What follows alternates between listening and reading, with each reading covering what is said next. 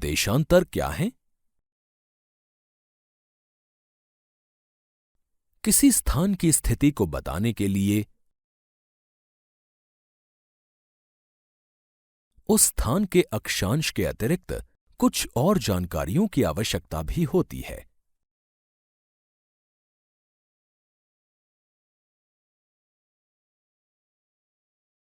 आप देख सकते हैं कि प्रशांत महासागर में स्थित टोंगा द्वीप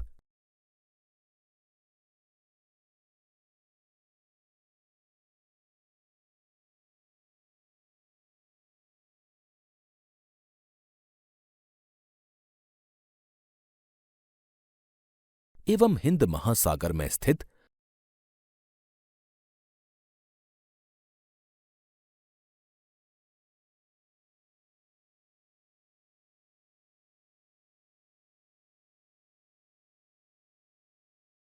मॉरिशस द्वीप,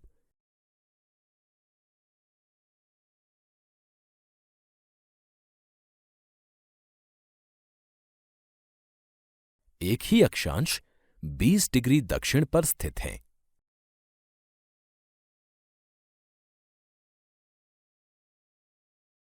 उनकी सही स्थिति जानने के लिए यह पता करना होगा कि उत्तर ध्रुव को दक्षिण ध्रुव से जोड़ने वाली संदर्भ रेखा से पूर्व या पश्चिम की ओर इन स्थानों की दूरी कितनी है। इन संदर्भ रेखाओं को देशांतरीय याम्योत्तर कहते हैं तथा उनके बीच की दूरी को देशांतर के अंशों में मापा जाता है।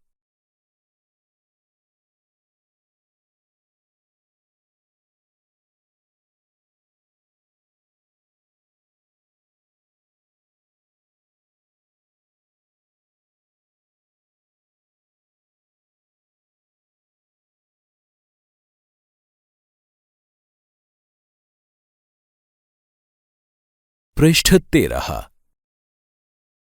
प्रत्येक अंश को मिनट में तथा मिनट को सेकंड में विभाजित किया जाता है।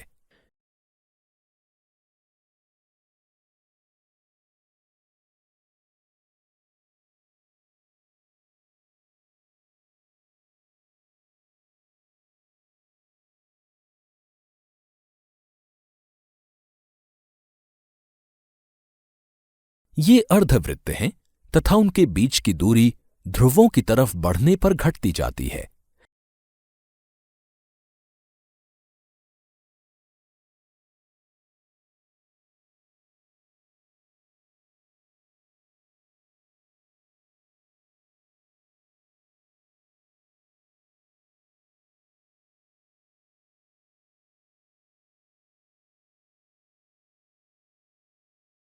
एवं ध्रुवों पर शून्य हो जाती है।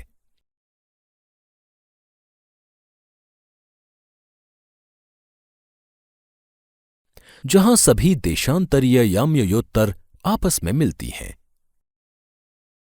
अक्षांश या समानांतर रेखाओं से भिन्न सभी देशांतरीय याम्योत्तरों की लंबाई समान होती है।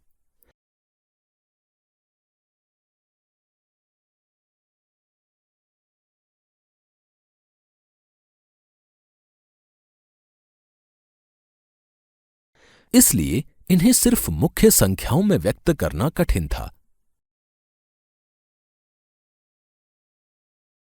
तब सभी देशों ने निश्चय किया कि ग्रीनिच, जहां ब्रिटिश राजकीय वेधशाला स्थित है,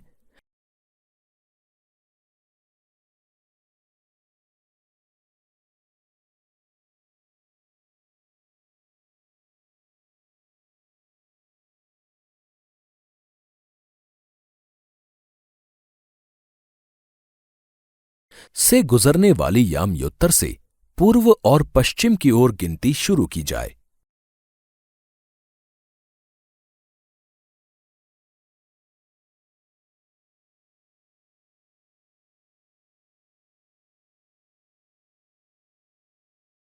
इस याम्योत्तर को प्रमुख याम्योत्तर कहते हैं।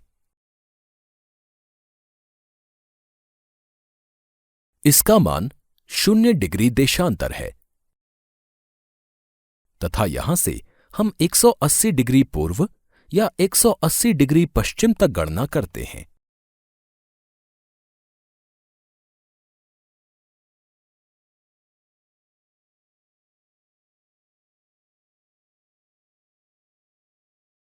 प्रमुख यामयोत्तर तथा 180 डिग्री यामयोत्तर मिलकर पृथ्वी को दो समान भागों, पूर्वी गोलार्ध एवं पश्चिमी गोलार्ध में विभक्त करती हैं।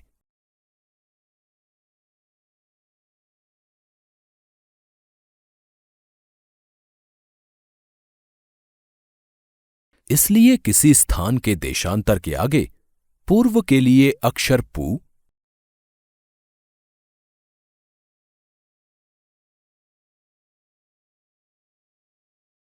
तथा पश्चिम के लिए अक्षर प का उपयोग करते हैं।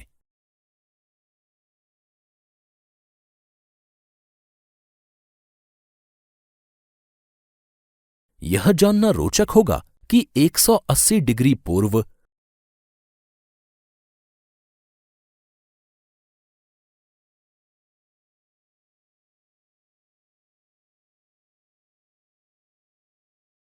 और 180 डिग्री पश्चिम यामयोत्तर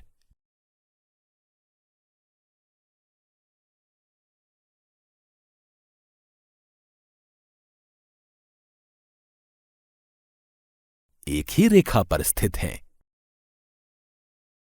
अब ग्लोब पर अक्षांश यानी समानांतर रेखाओं एवं देशांतरीय यामयोत्तरों के द्वारा बनी ग्रिड को देखो।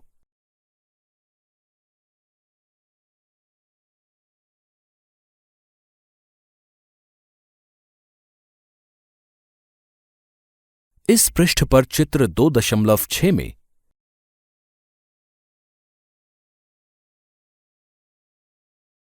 ग्लोब पर ऐसी ही ग्रिड को दर्शाया गया है।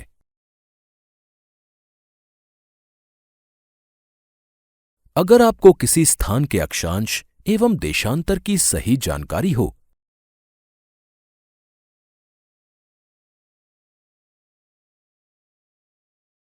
तो ग्लोब पर आप उस स्थान का पता आसानी से लगा सकते हैं। उदाहरण के लिए असम में धुबरी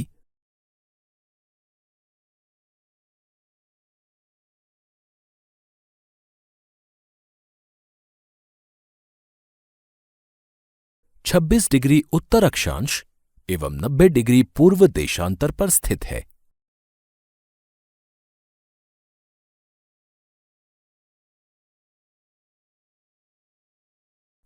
अब उस बिंदु को देखें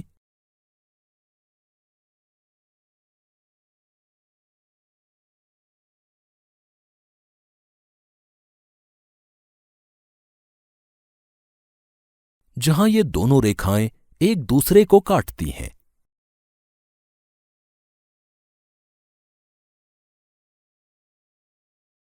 यह बिंदु धुबरी की सही स्थिति होगा।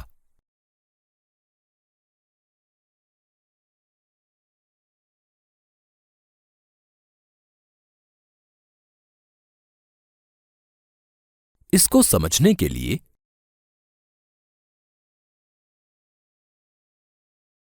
कागज पर समान दूरी वाली क्षैतिज तथा ऊर्ध्वाधर रेखाएं खींचिए, जैसा कि अगले पृष्ठ पर मौजूद चित्र 2.7 में दर्शाया गया है। ऊर्ध्वाधर रेखाओं को संख्या 1, 2, 3, 4 से तथा क्षैतिज रेखाओं को क, ख, ग, घ, ङ अक्षरों से व्यक्त करें।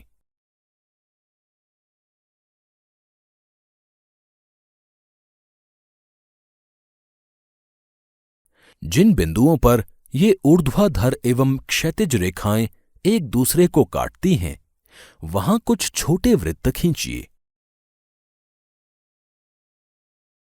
इन छोटे वृत्तों को अ, ब, स, द तथा ध नामों से व्यक्त कीजिए।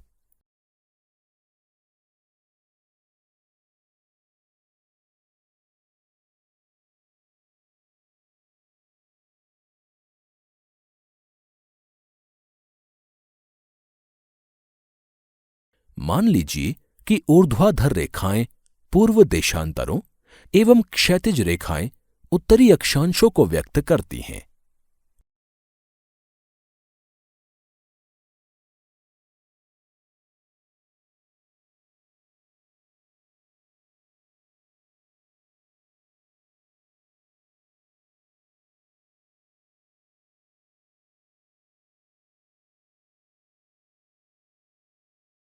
आओ कुछ करके सीखें।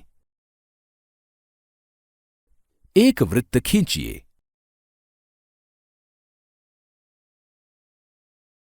मान लीजिए कि प्रमुख यमयोत्तर इसे 2 बराबर भागों में बांटती है।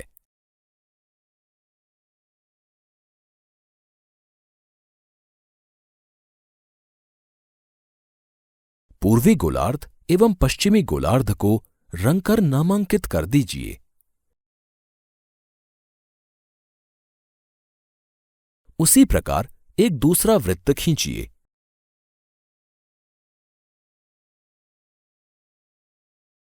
जिसे विषुवत वृत्त 2 बराबर भागों में बांटे।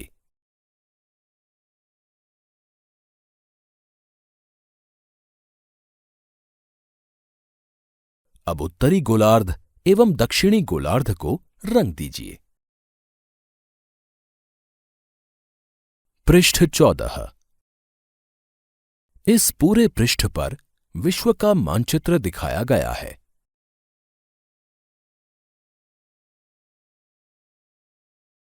जिस पर विश्व के समय क्षेत्र दर्शाए गए हैं।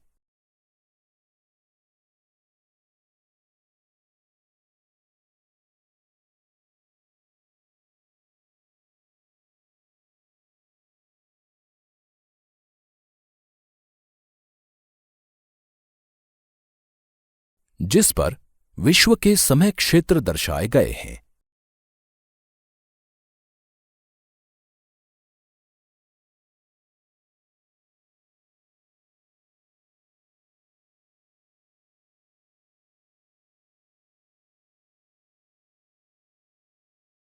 इस चित्र में ग्रीनिच रेखा भी दर्शाई गई है।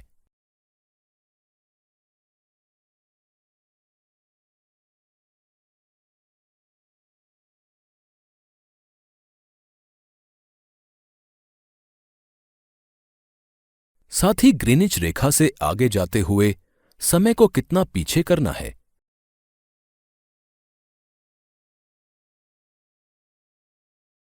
या कितना आगे बढ़ाना है,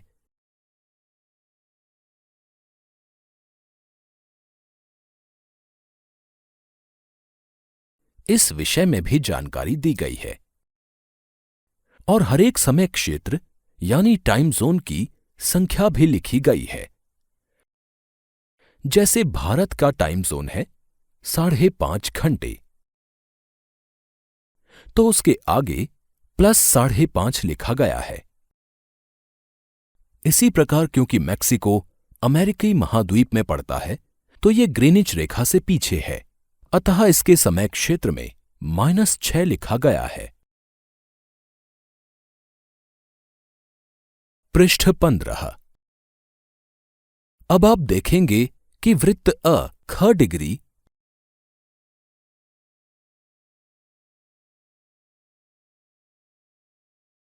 उत्तरी अक्षांश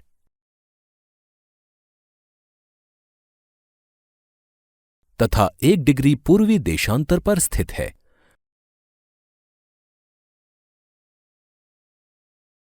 अन्य वृत्तों की स्थिति ज्ञात करें।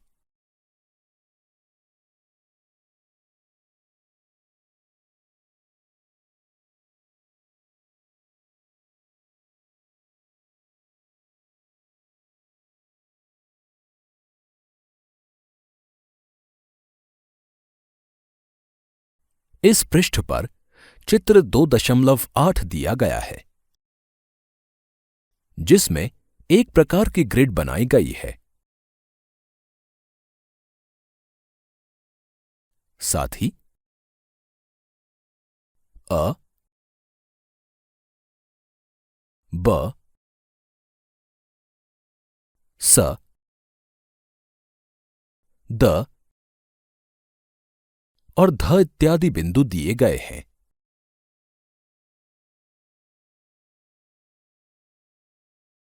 जिसमें इन वृत्तों की स्थिति इसी प्रकार ज्ञात करनी है जैसे वृत्त अ की स्थिति अभी आपको बताई गई।